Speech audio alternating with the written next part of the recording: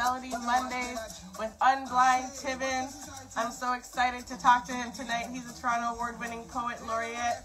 He does so much advocacy. He works with youth. I mean, he's back with a vengeance with this groundbreaking Afrobeat offering, Giddy Body, out now on YouTube. This is the Afrobeat offering, of course, is an Ama piano beat. We're going to get into it tonight. Single talks about the crisis of anti-Black racism and its effects on Africans and denounces the hypocrisy of how the West remains racist, but at the same time uses and abuses the energy, creativity, resources, and life forces of Africans, other non-whites, and even poor whites to enable their success. Giddy Body is already out. It's already out. It's been out since November on Unblind Tibbin's YouTube channel. Thank you, everybody, for joining tonight on the gram.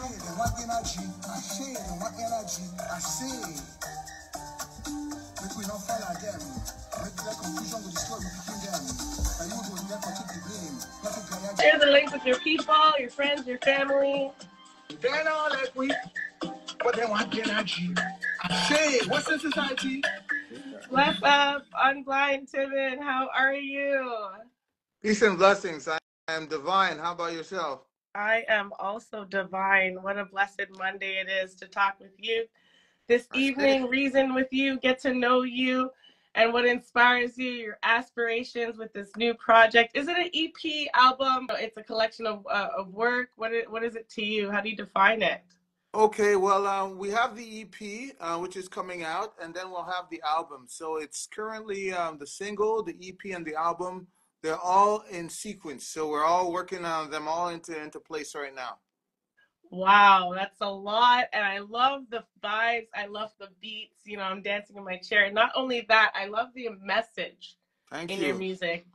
The message is the most important in my mind. But let's start at the roots and foundations. I want everyone to get to know you, who made you the king you are today. Tell me about your childhood growing up in Sierra Leone. Yeah. Give thanks. So, I was born in Sierra Leone in Freetown, Sierra Leone, which is the mountain of lions. The real lions. And that was where I was born. I lived there till I was 6. That's where I got impregnated with lots of my African tradition, especially through my grandmother, my maternal grandmother, who was a great storyteller in her own right, and who was also a teacher. So she was a teacher from a long lineage of teachers. Her mother was a teacher, so we had teachers flowing in the family.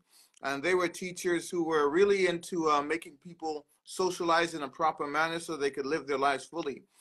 So I was there till I was 6. After that, I left to Switzerland with my family, and my mother was working in the United Nations, and I got a taste of the international African flavor, which is very important because we need to globalize and get the Pan-African understanding.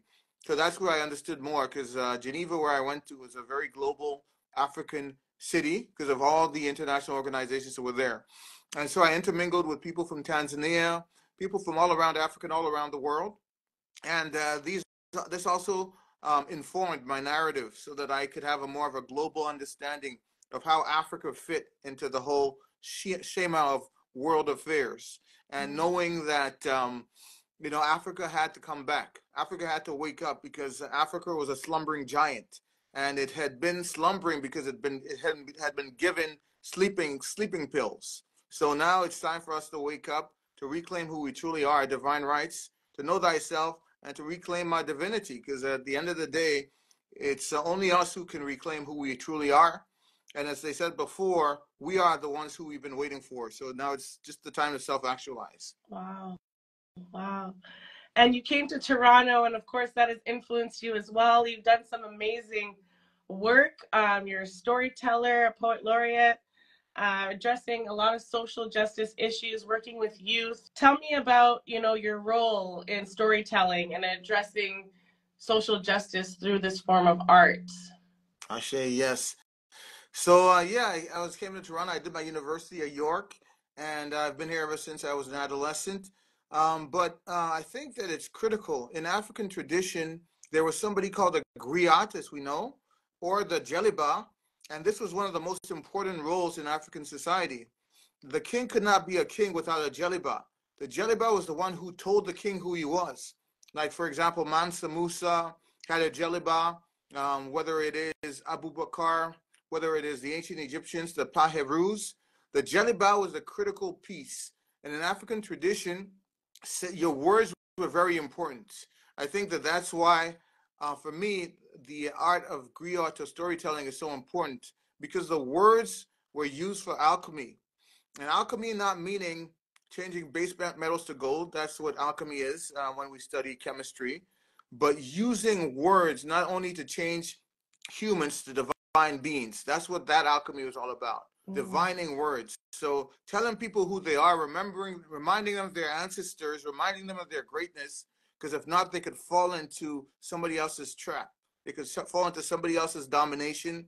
Just because they've been colonized and enslaved, it doesn't mean that that's who we are. We were the ones who formed civilization. We're the ones who created the original universities, schools of learning, the original architecture, chemistry, whether it's astrology, mathematics, going to the fractals, and going to all the divine things which we have and which we need to reclaim for our own, because we are the only ones who can use them the way God wanted us to use them. Lots of different people got a hold of those things, and now they're using it to destroy the world, destroy the planet, even destroy themselves. So we need to reclaim who we truly are. Yes, Ashe. I see Chata. I see a lot of comments coming in just from, you telling us a little bit about your storytelling and social justice. I love everybody coming in the comment section. Thank you guys. As you all know, I do get to questions from the viewers here on Instagram. If you do have a question, I will take them closer to the end of our reasoning tonight. So put your questions down in the question box below, and I will definitely pick a few for Unblind Tibbin. I know a lot of you, want to ask and get inside this king's head tonight. So I'm very excited to have you here. And like Steve says, or was it Steve? Yes, it's something he needs to hear tonight, or someone else said that in the chat. So that's great. We're right on time. You are deeply committed to youth empowerment, which is a huge, huge thing for me. I've done a few youth programs, like script-to-screen programs, teaching youth how to write their own stories and take it to the big screen. And so I really, really admire your work with the youth. Do you think that storytelling can empower them, and how do you go about doing that?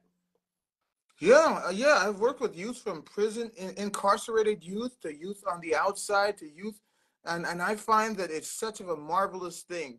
Like the word and the storytelling could take them places where they need to go.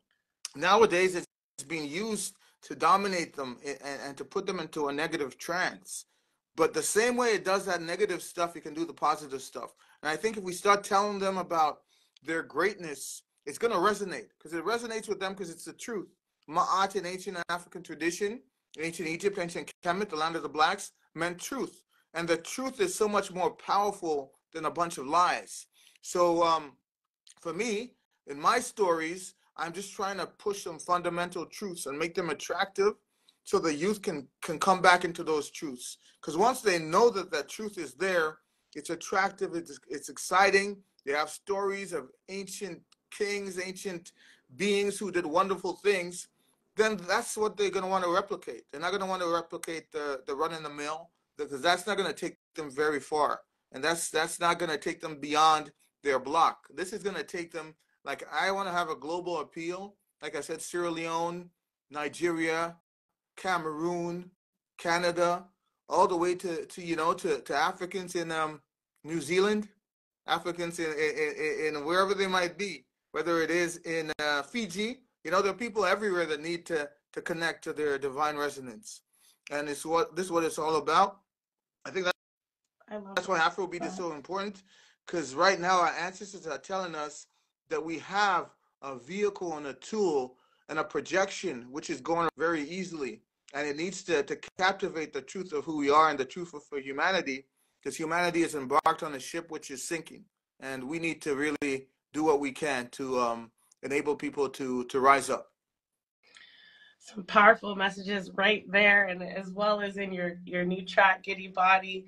Know thyself. you know, back to what you started on in the opening, know thyself, the youth starting young. And I know you've went over to at Nigeria and other places to work specifically with youth. So, you know, my hat's off to you with all that you've done, all the work you've put in, and you're truly making a change. So I love to see that. And I'm so happy to get people, guide people where they can find you and guide them towards your advocacy work as well tonight, this evening. Okay. Thank you. What's your creative process? I want to talk about it, especially with addressing, you know, anti-Black racism in your new track, Giddy Body. How did the whole music video, you know, how did it come? How did the idea spark? Because there's a lot going on. You're telling a story in the video. I really, really love your creative touch with the video. And also, what was your creative process, and what do you hope that people take away when they watch Giddy Body on YouTube? Oh, thank you for the question. So basically the creative process is I really really immersed myself in Afrobeats for a short while, just to really get the tendencies and the trends and to see what's going on and what was being projected and just how things were going. I realized that people were really very hooked to it. Even people who don't totally understand the dialect or the pidgin from Nigeria, they still have the resonance to it to know that it's speaking something powerful. So for me, generally, I just write a poem initially, a poem which resonates in my mind at the right frequency, like Giddy Body. And I think of, you know, for me, it was more about a multifaceted thing, because it's not only our physical chi that I'm talking about in the video that people are trying to take, like sorcery, but they're also trying to take all our resources in Africa, all our wonderful, whether it is our uranium, tungsten, all the wonderful resources that are in the African soil. And it's equivalent to them trying to take the life force from us as well. So those are both things, draining us. So to me, it was all about us understanding the complexity and the paradox of how they are trying to take all our resources. At the same time, they're pretending that we're worthless, whereas knowing that we really have a great worth, and we need to understand that ourselves in order for us to really value what we have, whether it's our physical resources and our physical body, and protect people in the those children who have been mining, those child soldiers, etc., just to be able to be more close to that the heartbeat of those people, and to be more engaged in their welfare as well as ours. Yeah, yes. I mean, they've been taking from Africa. They've been doing it for a very long time. It hasn't stopped. You know, artifacts in museums, taking minerals and, you know, gold and other things. Look at what's happening in Congo. Not many people talk about it, but it's a complete genocide going on there, and it's been happening for a long time. So thank you for raising awareness to these issues. And here in the West, you know, siphoning the energy, like if that really resonates with me as well. We're going into a new year, astrological new year, as you know, in March. And a lot of energies are shifting, and things, you know, things seem to, nothing new under the sun, really, but we're seeing things evolve, and it's so important for this message at this time. So thank you for this project. Did you have an overall title for the project? Something? Yes. Do I have an overall goal? No, the title. Was there a title for the project itself? Okay. The actual album is going to be called Broken English. And the illustration is how we are going to break the colonialism of the English by using our own resources, our own ways, our own ancestors, our own English, which is really the foundation of who we are. I mean, this is a lingua franca across West Africa that brings people together in many ways. And even the diaspora, lots of people speak some type of broken English, broken French. And this is all indicative of the genius of African people when it comes to language. You know, being enslaved, indoctrinated, captured, captivated, crucified, colonized, and at the same time coming up with something as beautiful as the dialects which we speak and which everybody wants to speak. So it's something where I think is going to be something very embellishing for all those, especially those of African descent, to see and to get an understanding of their beautiful connection to their culture through their different dialects. Now, I've also, for this song, I've also done a French song, which is the equivalent of that song, just to tap into the Francophone African community as well, and knowing that France, for the French language, is most spoken in Africa more than anywhere else in the world. So we're trying to connect as much as we can to that diaspora and also the continent. I know, of course, Haiti as well, and lots of places where they speak Creole and broken French. It's also something we need to tie people into. So important. There's so many people that speak French, Cote d'Ivoire, so many different African countries that speak French. Many Africans are bilingual. You yourself are bilingual, right? Yep. So, yep. how many or I would languages say do you speak? quadrilingual. Quadrilingual. I speak Creole, which is my mother tongue from Sierra Leone, and that's recognized as an autonomous language to English because it incorporates lots of Mende, Limba, and Yoruba and other African languages. So it's a master language, really. And then I speak English and French fluently, and I've been working on my Swahili and my ancient Kemetic, my Metu Neter, which is my spiritual tongue, which I speak, to a certain extent among the people who are into ancient Egypt and that tradition. Ashe. All right, I was talking a little bit about your music video. They can't stop us. Yes, that you're also judo, so martial arts teacher, poet, writer, advocate. How do you balance all of these hats? Our genius expresses itself in different ways and different flavors. We're multifaceted entities, just like Imhotep. Imhotep was a polymath, and a polymath is somebody who's a genius in lots of different things. But we have been put in a sarcophagus, which is really holding us back and stopping us from something which is natural to me from since I was very young, my ripe age of 30. So I've been teaching ever since then, because there's no use departing this earth and holding on to the things which you need to transmit to the young people in order for them to be empowered. So I've been teaching it all around the different places I've went to.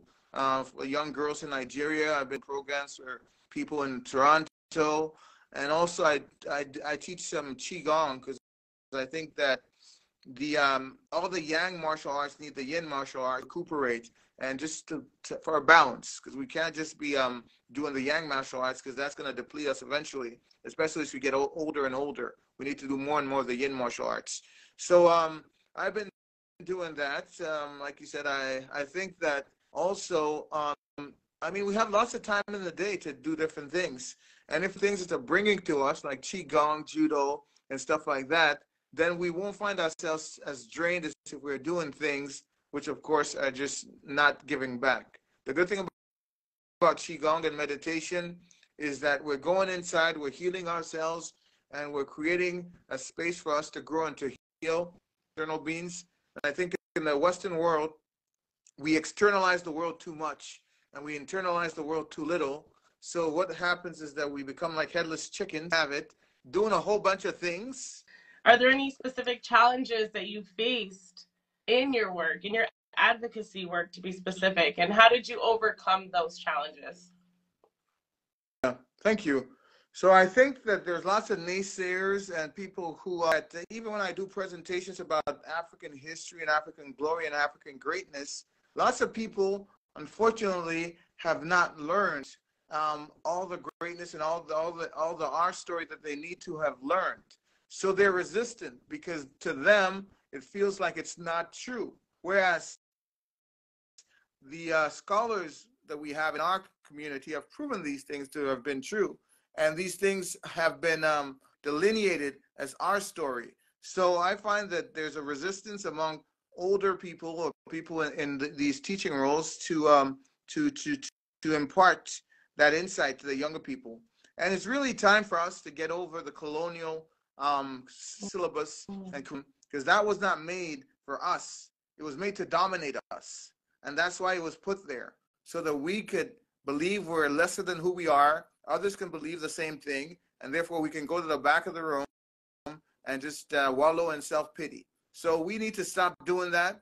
We have our greatness. We have our ancestry. We have our storytellers. We have our stories. We have our music. We have our culture. It's vibrant. It's alive. It's the culture which is sustaining humanity. And we need to tap back into it. However ways we can. We need to tap back into it. That's the really the giddy body. It's to getting into your culture and your tradition and living your true self. What advice would you give the youth? What advice do you give the youth that you come in contact with in your advocacy work when they're facing obstacles in their lives and they want to make a difference within their communities? Well, I recommend to them that they focus on wellness. They focus on self-wellness and healing themselves, because you cannot heal others if you're not healed first. They need to focus on things like Qigong meditation. They need to focus on things which are going to enable them to be able to sustain the barrage of racism, anti-Black racism, and all this out there. They need to be centered at peace, because what happens a lots of time is you're going to get burnt out because people put things out there, whether it's pent-up racism, whether it's all type of other things, to cause you to, like they say, to go down into the mud with the pigs. You as well are going to get dirty. So they're trying to have you submit to your lower self, right? So that you can kill yourself, in other words, because they say that when you're seeking revenge, you might as well create two graves, one for yourself and one for your enemy, because you're going to be consummated by that anger, that rage, and it's not going to feel good for you. But when you're able to negotiate through meditation and through African traditional practice, rituals, libations, these are healing and wellness tools which our ancestors have transmitted down to us, not so that we can look at it and venerate it, but so that we can use it in our lives on a day-to-day basis to be better, do better, and to live up to our destiny. I love that. I really, really love that. I always talk about destiny with each and every one of my guests, so I think that's a great segue into my question. What are your thoughts on destiny? Do you think our future is predestined, written in the stars, planned out before we come into this human incarnation, or do you think that we are in full control of our own destiny? Oh, that's a great question, and it's a wonderful thing, the chicken or the egg. So I think, based on my understanding, is that we have an outline of where we're in incarnation. Now we have the capacity as well, based on our will, to choose. Now, what happens is that there are certain things in our lives, with the wrong answers, we're going to be reliving, like that Groundhog Day movie. You're going to be reliving a different relationship, but it's the same, mind you, of these things. So I think that we need to align ourselves with truth, which is Ma'at. And once we align ourselves with truth, then we become the creators of our own destiny. But if we're not aligned with truth, then things are just going to happen to us. Things are going to happen to us until we can align ourselves with truth. And just like those video games, we'll stay in the same level over and over again. We'll never get to the next level until we align ourselves with truth, live that truth, radiate our light so that we can become more of our self-creators and self-saviors. So that's what we really want to do. We want to live truth so we can actually create our destiny. In other words, align it with grander destiny, which is the divine destiny of all humanity, to be more divine and to grow into what we call in our tradition more spiritual beings, rather than beings of emotions and gratification and exploitation of others. These are all things that are not going to lead you nowhere, because like I said, when you're doing these things, you might as well dig a grave for yourself as well as the people who you're doing these things to, because you're as much tarnishing yourself as the others. Wow, that's a lot, and I'm taking it in. I'm really digesting everything that you just said, and I hope everyone here that's viewing and everyone listening on the radio worldwide, big up yourselves.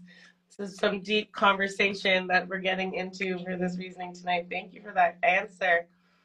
Can you tell me a profound moment in your life or experience that shifted your views spiritually. Oh yeah, thank you. It was discovering ancient Egypt was black in university through the great Sheikh Anta Diop. Now, going through school, I was always of the impression that it was a non-black civilization that had nothing to do with Africa. That was our true inheritance and past incarnations. And that it really empowered me to really link it up to all of the African traditions that I learned about, so that I could have a whole picture of our wonderful greatness from ancient Kemet all the way to the Dogon, to trace the lines of ascendancy and descendancy and similarity, so that we could have a really a deep understanding of the truth, the African greatness and splendor. Like the Dogon was saying, we are children of the sun, and other people in the planet are children of the moon. They're just reflecting the light which we created initially, and which we have been hiding from for a very long time. And we need to go back into that light, because the children of the sun, yes. It's best with light, the nutrition of the sun. Shout out to all my melanin goddesses and gods out there.